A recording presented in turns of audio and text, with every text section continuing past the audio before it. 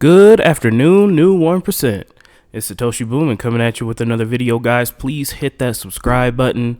I really appreciate all the love and support you guys have been giving me. Yesterday, we got our VeChain video up to 1,000 likes. Absolutely crazy. If you've already subscribed, leave 2 comments below. But if not, hit that red button for me. I got my hot tea and honey locked and loaded, ready to go. We got these Cardano updates ready, locked, and loaded.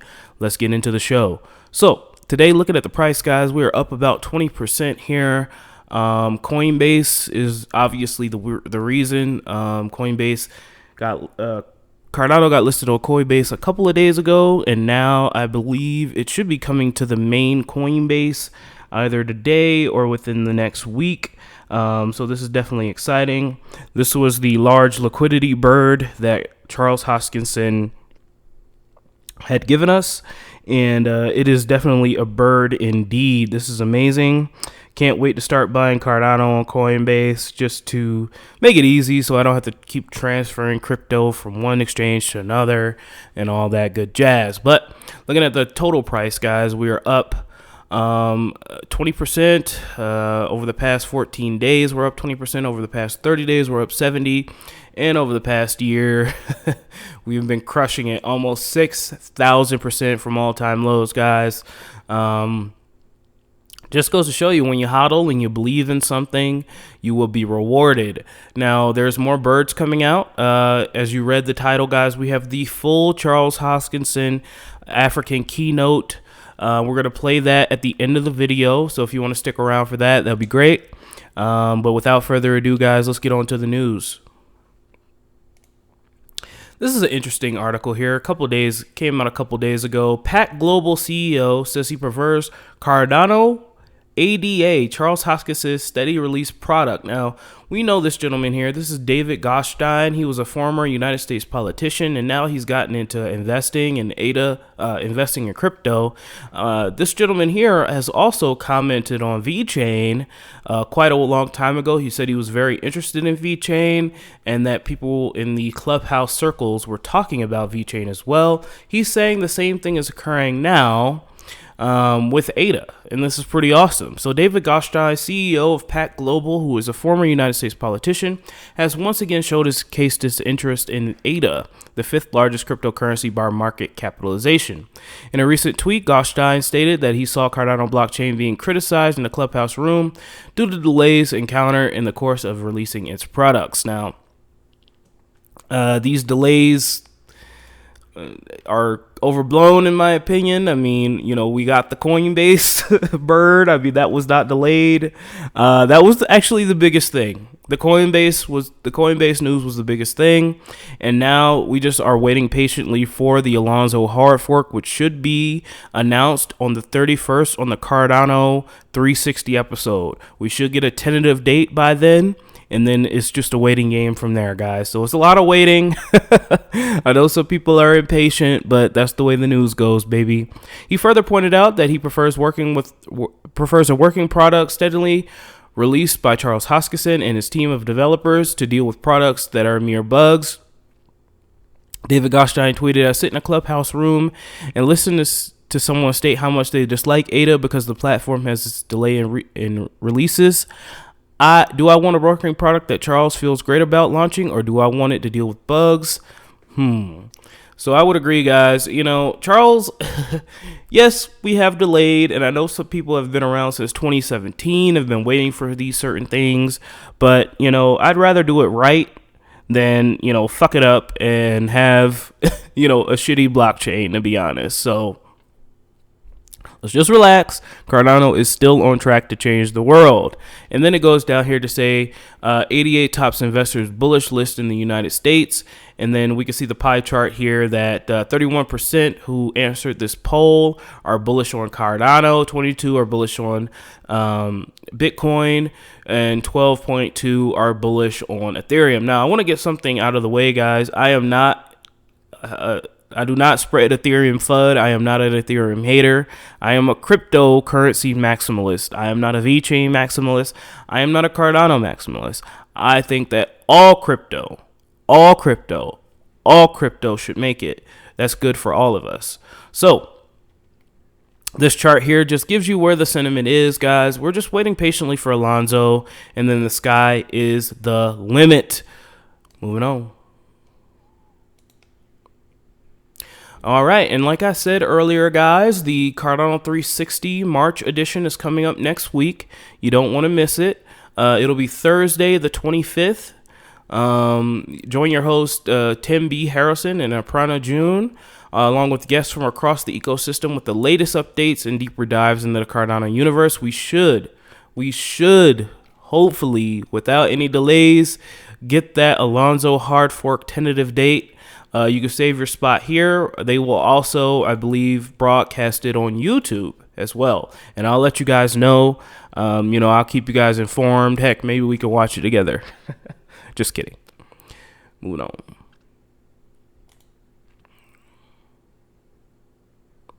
Oh, and yes, here it is, guys. We've got 7 days till the Cardano 360 March edition. You can save your spots there or watch it on YouTube. Cardano 360 is a monthly show where we bring all the freshest news and feature content from across the ecosystem. Join our regular host Tim Harrison and Aparna June, along with guests from across the Cardano universe, guys. So this is definitely going to be a big one. We're going to be waiting on the we're going to be sitting on our hands just waiting for that date, and it'll be exciting to see what updates they have this month. All right, guys, so this is an amazing article here. This is talking about Liquid Protocol and everything you need to know about the liquidity pool proposal. We're not going to go over everything, obviously, because it's a long read, but I will leave this in the comment section if you guys want to check this out. The website is adapulse.io. Great website. They have a lot of the proposals on Catalyst written up here. So, with a lot of innovations that can shape the future of Cardano, Project Catalyst has afforded the opportunity for the Cardano community to join hands in creating a framework, bridging the gap between ideas and real-world projects. One such proposal is the Liquid Cardano DeFi Protocol Pool Proposal. Let's delve into the current issues with DeFi and CeFi, the Liquid Protocol, details the Liquid... Wow. Let us dive into the current issues with CeFi and DeFi, the Liquid Protocol, details of the liquidity proposal, and how it can revolutionize Cardano and DeFi to come. So it goes down to say, there's high interest rates, unfair lending protocols. But what is the Liquid Protocol? Liquid is on its way to building an automated liquidity protocol in order to incorporate credit scoring algorithms with decentralized IDs. This would establish a lending pool and allow smart contract-based markets that run on the Cardano blockchain. The interest rates are calculated algorithmically based on the existing market conditions. Instead of pairing lenders and borrowers, Liquid Protocol combines the user's assets into a liquidity pool. Each lender is given a ratio of Q tokens when they deposit their asset into the market. What are Q tokens? In the Liquid Protocol, they are an interest-bearing asset. This is given to each lender who deposits their assets, and the Q token represents the asset deposited and the interest value. Q tokens are native Cardano assets, which means they can be easily used in any decentralized application which has Q token support. The advantage here is that the pool of user assets provides a much higher rate of liquidity, and assets can be withdrawn at any point without waiting for maturity. The lender's Q tokens gives them the right to the asset. It becomes something like an increasing exchange rate. Earning your interest is as simple as having a Q token. And some of the features here, guys, are users can earn interest on deposits. Once a user deposits their interest, let me slow down. Sorry, guys. Users can earn interest on deposits. Once users deposit their assets into the liquid market, they can earn algorithmically calculated interest with just one transaction confirmation. This gives users an incentive to add to the liquidity pool. With nearly zero fees for borrowing, users get to borrow assets from the pool using interest rates that are calculated by algorithms. Since these fees are based on current supply and demand, it is obvious that despite zero negotiations, this is the best interest rate available in the market currently. Developers can build interest and liquidity into their apps. They also have the ability to launch innovative new products on top of the Liquid OpenStack software that is available to all. And Liquid Protocol is decentralized and controlled by no one. The autonomous functionality is capable of attracting high liquidity, low interest rates, powered by the Cardano blockchain platform. All these features make it an interesting proposal that can revolutionize the Cardano platform while allowing users to make use of it to avail loans by placing their assets as collateral. With the decentralized nature of this platform, it is by far the best solution to avail credit, as the liquidity pool ensures that there's always a credit available for the borrower. And it goes down here to tell you how interest is created, how the interest rate is calculated, and all that good stuff. We're not going to get into that right now, guys. We'll get into that more as the project gets in. But this is exciting, guys. I can't wait to start providing liquidity and getting interest on my Q tokens, getting interest on my ADA.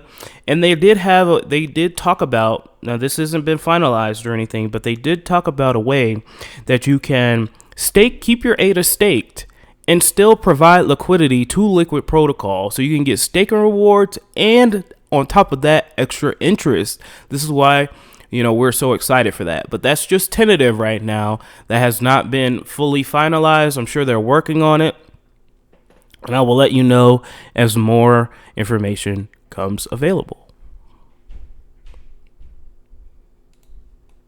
Moving on. All right, shout out to digital asset holder here. Can you see the parallels between Cardano and Amazon? First they ignore you, then they ridicule you, then they attack you and want to burn you, and then they build monuments to you.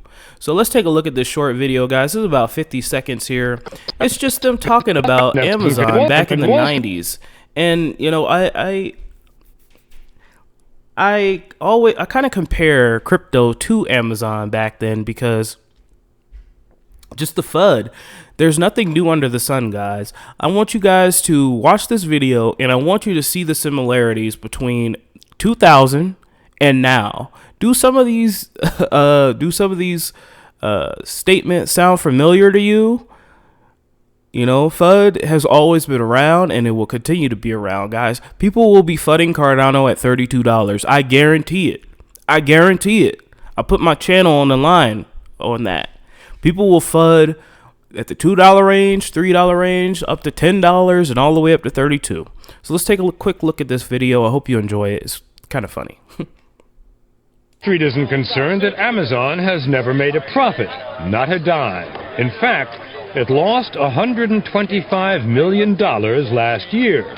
The company says it's investing for the future.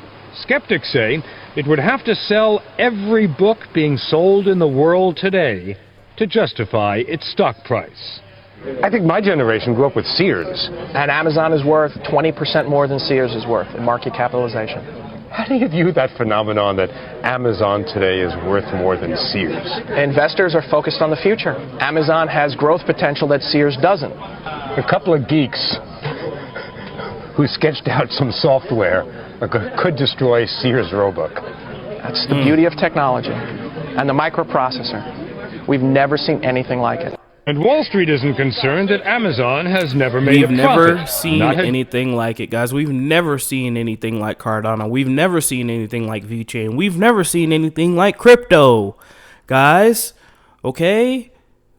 We've never seen a protocol that was not government mandated, that you yourself could take control of your financial future. You yourself could be your own bank. These geeks that create these softwares are going to change the world. Guys, there is a quote. I don't know who it's from. But the most dangerous men in the world do not carry guns. They do not work out. They are not soldiers. The most dangerous men in the world right now write code. Take that for what you will. Moving on.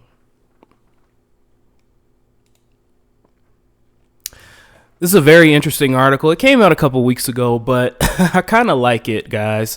Cardano is now the Crypto Valley's second biggest unicorn. So this is awesome. Cardano is now the second biggest crypto unicorn in Crypto Valley with a valuation of only 869 million. Cardano did not make it last year. Cardano recently became the multi-asset chain with the launch of Mary hard fork. In a recent report, Cardano is now the second biggest cryptocurrency unicorn in Crypto Valley. They did not make it last year because of that valuation. They now only trail Ethereum, according to the report.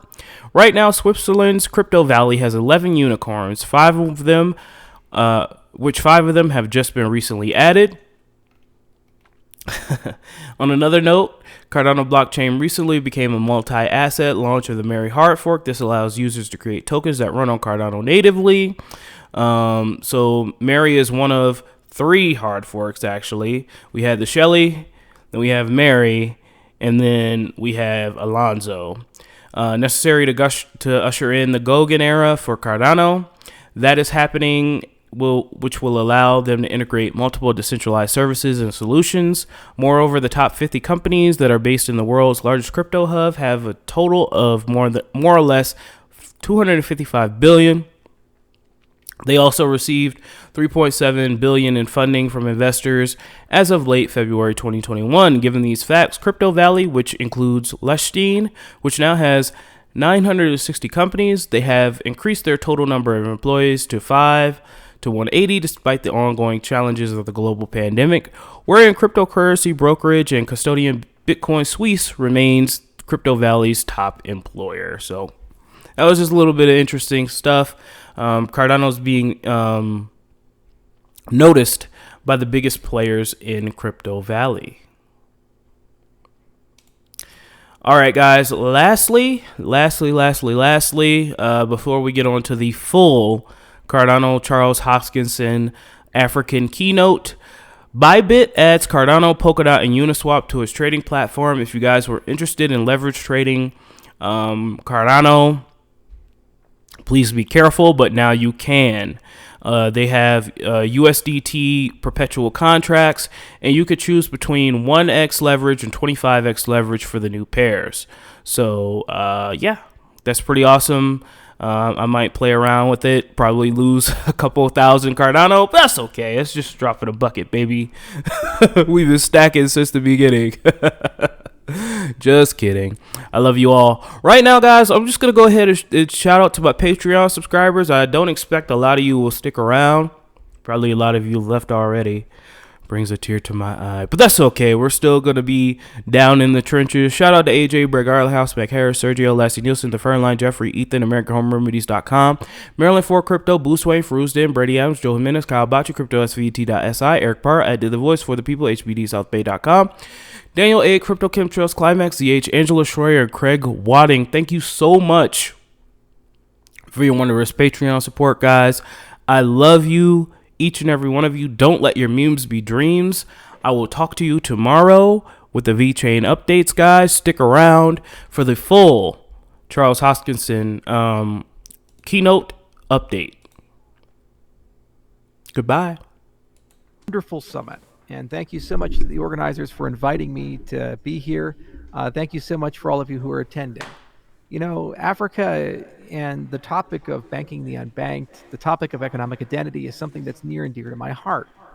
More than 10 years ago, I remember using Kiva, a microfinance lending platform, and it awoke a long journey of mine to read books like Muhammad Yunus's Banking the Poor and others such titles, to start having a discussion of why does the world have fractured financial systems? And why is it the case that people, for no fault of their own, if they lose the geographic lottery, are born into systems that will keep them perpetually poor, regardless of how hard they work or the content of their character? This led me to the cryptocurrency space. I didn't really care too much for whether proof of work or proof of stake or how Bitcoin transactions worked or any of these nuances or details. What mattered to me was the use and utility of the system for bringing economic identity to the billions who don't have it. And I knew this concept of decentralization, this concept of having a blockchain that serves as a place to timestamp things, to audit things, a place to broker trust amongst people who don't trust each other, was truly something revolutionary and magical.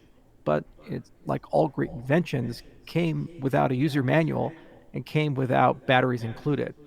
And over the last 10 years, since I joined the cryptocurrency space, it's been my life mission to build systems that have the capacity to act as a backbone for utilities and social structures that will enable a great merging of the markets of the world so that those who are the poorest amongst us will enjoy the same financial systems as those who are the richest. It's a simple idea, but in practice, almost impossible with legacy systems to achieve. And the crown jewel of our labors has been the Cardano protocol. We started in 2015 for building the Cardano protocol, specifically to figure out how to accommodate this concept of economic identity, how to build applications that would be equally useful as they are in someone's basement in New Jersey as they are to the shepherd in Senegal. We also realized that in addition to doing great science and great engineering, it would take quite a bit of time for us to actually figure out how to deploy these systems within the developing world. That meant we physically had to move to those countries. And thus, in 2017, after we were a bit more mature as a company, we opened up offices in Addis Ababa, Ethiopia. We built extensions into Rwanda and Uganda and came up with great partners. And we also started exploring places like Mongolia, the country of Georgia, and South American nations as well. And we were unified with a common cause and purpose. How do we enable a system to operate from the bottom up instead of the top down? How do we figure out how to give people self-sovereign identity and put them in control of their own money, control of their own future, and give them a platform to build upon? And once they, through merit, earn, be able to protect and secure that through insurance and other products. Now, that 4-year journey, since when we established that office in Ethiopia to today, has yielded some amazing fruit. First off, we've had the incredible opportunity to meet many world leaders who are aligned, many NGOs and charities that are directly in line with our goal, and a lot of meals, a lot of breaking of bread, a lot of knowledge that we've gained. We've also had the ability to train local talent and acquire local talent, people who's made this their tireless life mission, in many cases deeply under-resourced and exposed to, in many cases, uncaring bureaucracies or corruption, waste, fraud, and abuse, and just plain old-fashioned setbacks. We've seen our own setbacks. Some of the countries we've chosen to be in have had unrest. Some of the countries we've chosen to work with have had regimes change. And as a consequence, things that we thought would be happening sooner took a little bit longer. That said, we are at the cusp of deals and initiatives this year which will bring millions of users through public-private partnerships into the Cardano ecosystem. And what does that mean? Really, what does that mean? It means that for a large group of people, for the first time in their lives, they will have digital identity.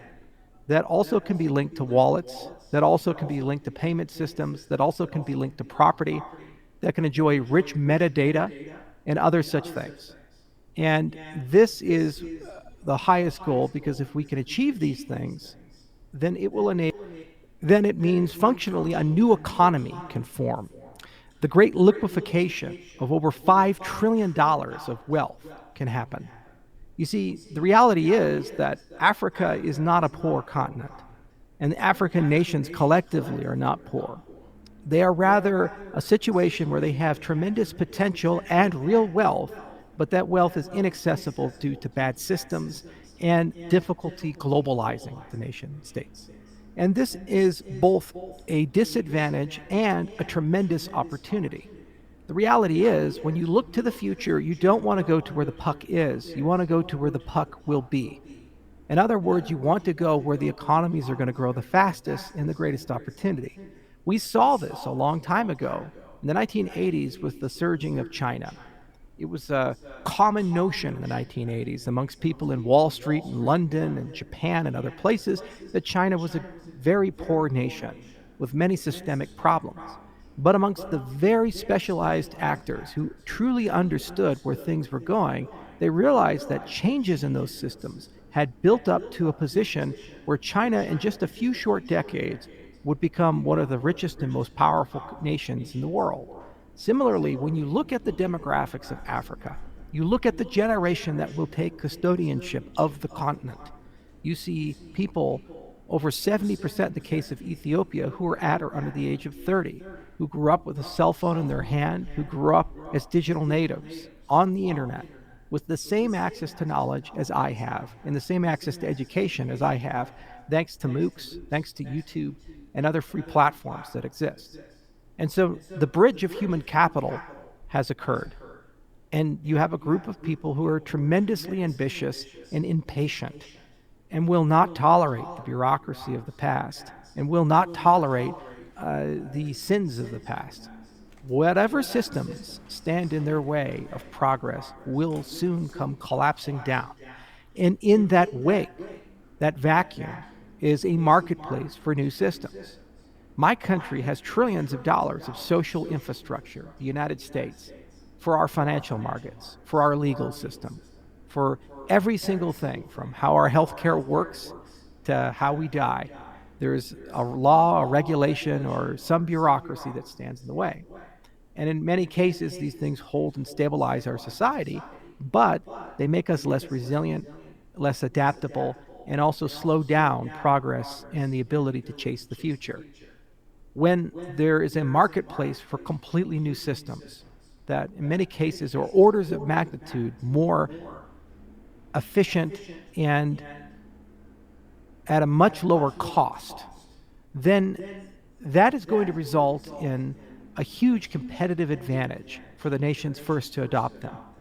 The first countries to hold national elections online that are credible, free, fair, and auditable will likely be African nations. The first countries to have an end-to-end digital identity and economy, there's a great potential for that to be African nations. Not Germany, not France, not England, not the United States, not China, not Japan. This is an all-you-can-eat buffet of innovation, progress, and new systems. And why our industry, the blockchain industry, is so interconnected to this is that's functionally what we do. We find ways to build trust amongst those who don't trust each other. We find ways to innovate everything from monetary policy to the concept of identity to the concept of property. So years ago, we built infrastructure in Ethiopia, amongst other places throughout the continent. And we did that knowing that that infrastructure would be used to service large-scale government deals, so the push model, where we push these things to the citizens of countries, but also for us to be able to begin a systemic campaign of innovation throughout the continent. The other magic of Cardano is Cardano comes built in with a funding system called Catalyst. Today, right now, at the current price of ADA, over $250 million, $250 million is available for grants for those who wish to build infrastructure, applications, and services and products in the Cardano ecosystem. It is our belief and hope that over the next 5 years, a meaningful percentage of the entrepreneurs who deploy infrastructure, it could be a peer-to-peer lending system, it could be a remittance system, it could be an ATM network, it can be basic internet access, it could be micro ISPs, it can be power generation, whatever it might be, will likely come from a Pan-African view. And this is not only a goal, but it's something we're investing heavily in with partners like ICE Addis, which gives us access to entrepreneurs in more than 25 countries in Africa. Over the next 5 years, our staff on the ground in Africa will likely scale from the dozens to the hundreds, if not the thousands. And instead of just having one headquarters, it's likely we'll have at least 4 or 5 headquarters throughout the continent. For example, we've already started a campaign to build up resources and access and personnel in the country of Ghana. I will also try to do the same in places like Rwanda and so forth. And what we found in every place we go is a welcoming attitude and a lot of grace and intelligence. For example, the Prime Minister of Ethiopia is a cryptographer. My country is ruled by a person in his late 70s. Ethiopia is ruled by a person who could actually read the academic papers my cryptographers write. This is a stark contrast in both age as well as outlook, reminding me much of the early days of Singapore and the wisdom and judgment that was going into the growth and management of that country. And I think the exact same thing can be done with a helping hand here and there in a way that benefits maximally as many people as possible. So we're super excited. And we've been investing in everything from identity. The Prism team, our entry point into identity, has over a dozen people. That team is expanding by 30 people to our ability to tender and bid for contracts. We wanted to seal some flagship contracts first, and those are coming to a close, and which will bring millions of people into Cardano. And then those will stabilize as a foundation for which we can do business with dozens of entities and countries, both public and private. And the people responsible for that are scaling up very rapidly to training far more developers, to training far more entrepreneurs, and then giving those entrepreneurs access to marketplaces and capital so that they can liquefy the wealth of Africa and be able to benefit from it. You see, many people tend to look at this as a charity problem. I think that's both the wrong way and also fundamentally dehumanizing. I look at this as ultimately a new market, a new frontier upon which we can find new partners to work with. It is not our goal to save people or to give away. It's our goal to build, partner, collaborate, and create wealth and share that with our partners. I cannot imagine what it means to be born in Zambia or Zimbabwe or South Africa. It's not my life and it's not my experience. But there are millions who have that life and experience. What I can imagine, though, is how to build a great business with people born from those places and for us to build wealth together. That's the point of blockchain technology. It's a great unifier. It's a great engine of trust. It's a great engine of economic progress and creation. We have literally, as entrepreneurs, without permission, government aid, or centralized coordination, built an ecosystem worth $1 trillion, looking at the market capitalization of cryptocurrencies like Bitcoin and Ethereum and Cardano and others. And that's just 10 years into this game. We've also spurred a movement with tens of millions of people all across the planet, from nomads in Mongolia to shepherds in other places. And each and every one of them understands the principles and concepts and can run their entire life from a cell phone without relying upon a central agency.